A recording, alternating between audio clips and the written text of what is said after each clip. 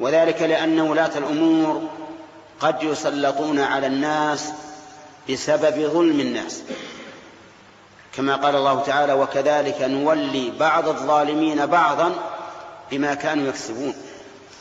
أنت إذا رأيت ولاة الأمور قد ظلموا الناس بأموالهم أو أبدانهم، أو حالوا بينهم وبين الدعوة إلى الله عز وجل أو ما أشبه ذلك، ففكر في حال الناس، تجد أن البلاء أساسه من الناس، هم الذين انحرفوا فسلط الله عليهم من سلط من ولاة الأمور. وفي الأثر وليس بحديث: كما تكونون يولى عليكم، كما تكونون يولى عليكم.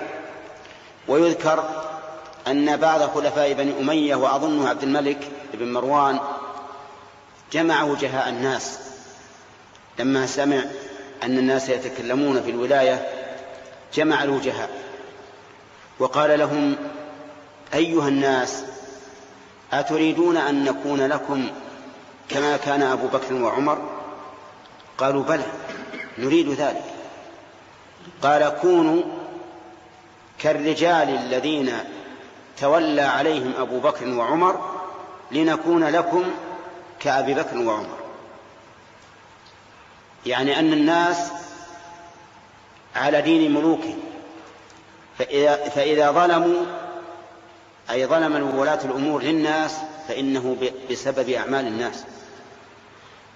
وجاء رجل من الخوارج إلى علي بن أبي طالب رضي الله عنه وقال له: ما بال الناس انتقضوا عليك ولم ينتقضوا على أبي بكر وعمر؟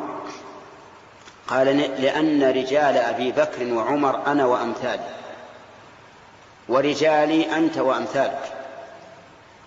يعني أن الناس إذا ظلموا سلطت عليهم الولاة، ولهذا قال أنس: اصبر.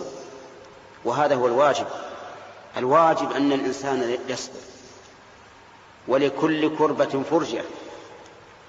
لا تظن أن الأمور تأتي بكل سهولة، الشر ربما يأتي بغتة ويأتي هجمة، ولكنه لن يدال على الخير أبدا. ولكن علينا أن نصبر وأن نعالج الأمور بحكمة،